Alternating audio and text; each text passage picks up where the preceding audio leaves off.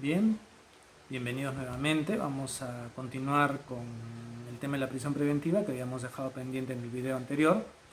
En este caso vamos a hablar básicamente de peligro procesal, que es un ingrediente importantísimo de la prisión preventiva. Voy a tener que pasar por los dos previos brevemente. Vamos a ir en ese orden. Bien. La existencia de graves y fundados elementos de convicción de la comisión de un delito es un requisito previo, pero no es determinante. ¿Por qué? Porque no se está haciendo un juzgamiento del procesado. Queremos tener evidencia de que tenemos una persona vinculada a la comisión del delito, es decir, que no vamos a hacer una medida sobre alguien que nada tiene que ver con la conducta que se atribuye, pero eso no es determinante para imponer la medida de prisión preventiva. Es por eso que se habla de que la prisión preventiva no es un adelanto de pena, porque si el primer presupuesto fuese el importante, bastaría con que sea un delito grave y entonces con ese suficiente elemento se podría dictar positivamente la medida de coerción. No se trata de eso, el sistema peruano no lo permite así, y si hubiese alguna duda al respecto, la casación 626-2013 Moquegua ha ratificado que no es posible dictar medidas de prisión preventiva por peligro latente de delictuosidad de la gente o como una especie de castigo adelantado. Entonces, el primer presupuesto es básicamente de vinculación. El segundo presupuesto es de peligrosidad y implícita de la pena, porque se hace un cálculo de cuánto le correspondería en el hipotético caso de un juzgamiento. Es un adelantamiento, pero es natural porque todas las medidas coercitivas, todas las medidas cautelares tienen esta naturaleza de adelantarse un poco, ¿no? No se olviden que las reglas generales del proceso dictan que las medidas cautelares tienen que ver con un acto de prejuzgamiento, pero también son temporales y pueden ser modificadas en cualquier momento. Entonces, esos dos presupuestos previos tienen que verificarse, pero para entrar con profundidad al último presupuesto, que es el más importante, y es el que determina si de verdad se va a poner la prisión preventiva o no. Este último presupuesto, que es el peligro, es el más difícil además porque no hay una tabla de cómo se pone y por qué. Entonces muchas veces depende del arbitrio de quien va a decidir, o sea, del juez, o sea, que considere él mismo como una conducta procesal importante a favor o en contra de. Entonces, este es un tema que lamentablemente se ha puesto muy de moda, además por los delitos anticorrupción que se vienen tramitando en la ciudad de Lima y que seguramente la mayor parte ha visto por la televisión en las audiencias del caso. No vamos a entrar a casos específicos, vamos a hacer una elaboración básicamente de reglas generales. Bien, como decíamos, se va a analizar el peligro de fuga a través de 5 variables.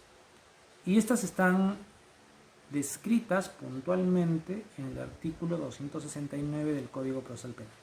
La Corte Suprema tiene una directiva sobre prisión preventiva que establece que estos no son números clausus, o sea, el juez ante un caso concreto puede estimar otras variables para imponer la medida de prisión preventiva.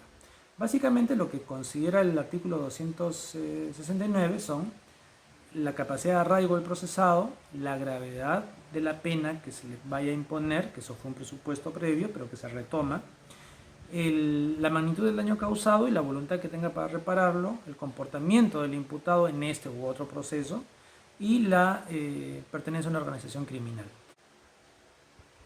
Es importante tomar en cuenta los criterios que tienen para arraigo. El arraigo puede doblarse en varios factores. Hay un arraigo domiciliario, hay un arraigo familiar, hay un arraigo laboral, hay un arraigo social y obviamente el fiscal tendrá que precisar cuál es el arraigo que considera que no existe y cómo altera eso la posibilidad de que el procesado pueda quedarse a seguir en presencia su proceso penal.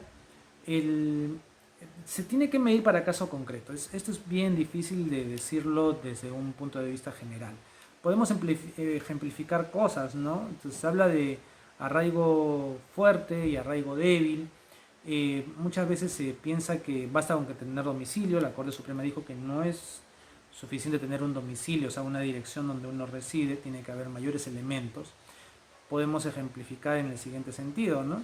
No es lo mismo una persona que tiene una habitación que una persona que ha hecho el esfuerzo de construirse una casa, ¿no? Esos son niveles de arraigos diferentes. Hay una inversión, hay un tiempo de vida dedicado a la construcción de la casa. No es lo mismo una persona que en términos de arraigo familiar vive solo, el que vive con su familia. Incluso el que vive con su familia, los términos de arraigo son diferentes si es que es una persona que es mantenida por sus padres o que mantiene a sus padres. Son dos hipótesis bastante diferentes y que inciden de manera distinta. El padre que sustenta a su familia, por ejemplo, tiene un arraigo de mayor calidad que el que es soltero y no sustenta a nadie.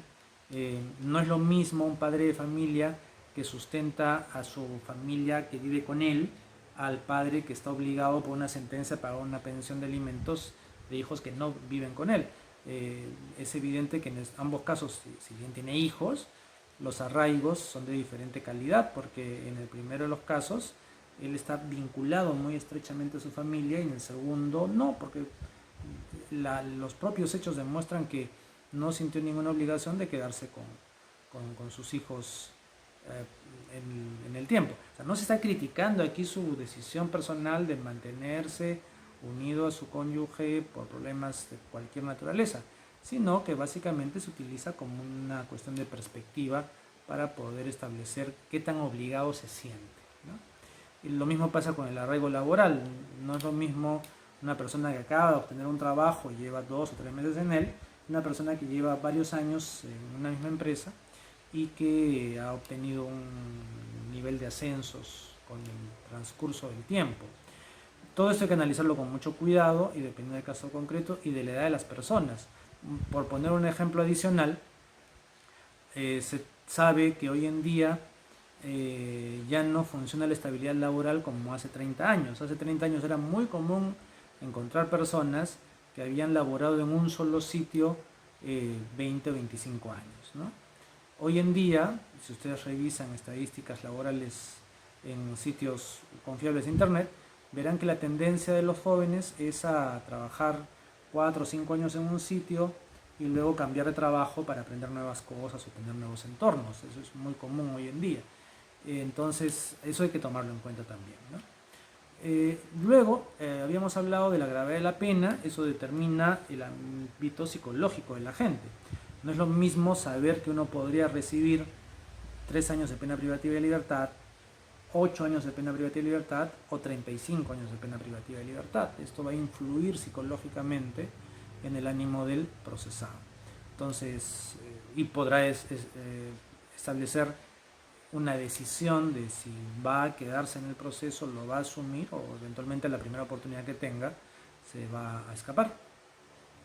Es importante recordar que respecto a la magnitud del daño causado, esto se tiene que medir en función a cómo se materializó el delito y la voluntad de reparar el daño, conforme estableció la Corte Suprema en la Casación 626-2013 en Moquegua, no puede utilizarse nunca en contra del procesado. Es decir, que si el procesado dice no quiero pagar nada de reparación civil porque quiero esperar hasta la sentencia, ese argumento no se puede utilizar en su contra, porque lo que él está haciendo es acogerse a su derecho de acudir a la presunción de inocencia, sobre todo si él se considera inocente. Entonces no podríamos tomar eso en contra suyo. El comportamiento procesal se mide el comportamiento procesal dentro del propio proceso o en otros procesos anteriores que hubiese tenido. Por ejemplo, si él cumple con las reglas en un proceso anterior, se presentó al proceso libremente, sin necesidad de mandatos de captura, si es que en el proceso actual, a cada citación que hizo el Ministerio Público concurrió sin mayor dificultad, ese es un comportamiento que se deberá tomar en cuenta a su favor, no en contra. Y por último, la pertenencia a una organización criminal, que tiene que ver con, obviamente, su incorporación voluntaria a una forma orgánica de comisión del delito, donde haya jerarquías, mandos, jefes, finalidades diversas, y eso tiene una implicancia seria con la prisión preventiva. ¿Por qué? Pues básicamente el tema es el siguiente. No es lo mismo una persona que comete un delito en solitario que alguien que lo comete formando parte de una organización. Porque cuando forma parte de la organización existe la alta probabilidad de que esta organización se ve amenazada por su presencia en un juicio penal. ¿Y cómo se ve amenazada? Puede delatar a los jefes, puede delatar a los cómplices, puede aportar información que perjudique la organización criminal. Entonces la organización puede tomar dos decisiones. Una, dependiendo de la capacidad, organización y valor del sujeto que está siendo procesado, dentro de la organización, me refiero al valor criminal, podría tomar la decisión de, uno, tratar de acallarlo, ya sea amenazándolo o eventualmente atentando contra su vida. Y dos, la posibilidad de favorecer su fuga. Entonces financiar su fuga, permitir que se escape y financiar que permanezca oculto. Entonces, como la organización sí tiene los fondos para hacerlo y eventualmente la logística también para lograrlo, se considera una variable bastante grave que afecta la permanencia del procesado en el juicio que se le va a instaurar. Por lo tanto, este es un dato importante a tomar en cuenta. Quien pertenece a una organización criminal ve seriamente afectada su posibilidad de mantenerse con una medida de menor grado, como una comparecencia. Bien, eso es básicamente el peligro de fuga. El peligro de obstaculización tiene variables diferentes, está regulado en el artículo 270 y básicamente tiene tres reglas, ¿no? Puede destruir, modificar, ocultar o falsificar elementos de prueba, puede influir en los coimputados, testigos o peritos para que informen falsamente o inducir a otros a realizar esos mismos comportamientos. Entonces aquí, como se ve, lo que se trata de adelantar es que no se destruya evidencia. Cuando hay peligro de obstaculización, el acto tiene que ser notorio, tiene que ser activo, la participación de la gente tiene que ser clara, no puede ser solamente hipotética. Por lo tanto, eso debe estar en manos del fiscal y debe ser acreditado en esos términos. No se puede sostener el peligro de obstaculización solo con supuestos subjetivos. Tiene que haber un determinante claro. ¿Bien? Con eso vamos a dejarlo el día de hoy y luego vamos a avanzar con otros temas vinculados a la prisión preventiva. Muchas gracias.